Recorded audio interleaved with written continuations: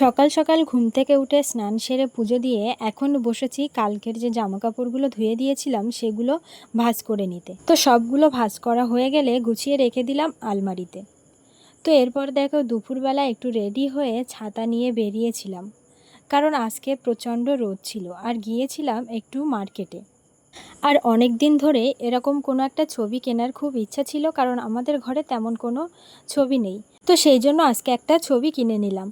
তো কোনটা কিনেছি সেটা তোমরা অবশ্যই পরের ভিডিওতে দেখতে পাবে। তোমাদের কোন ছবিটা ভালো লাগলো অবশ্যই কমেন্টে জানিও। এরপর বাড়িতে ফিরে যেহেতু প্রচণ্ড গরম পড়েছে, তাই আরেকবার স্নান সেরে দুপুরের খাওয়াটা খেয়ে নিলাম। বেশ কিছুদিন ধরে আমাদের ফ্রিজে একটু প্রবলেম দেখা দিচ্ছিল, তাই আজকে কিন্তু ফ্রিজটা ঠিক করে নেওয়া হলো। তো এরপরে বিকেলের দিকে একটু শাড়ি পরে বেরিয়েছিলাম আর যাচ্ছিলাম বাপের বাড়িতে। আর সন্ধ্যার দিকে দাদা বোন আমরা সবাই মিলে একটু কীর্তন করলাম।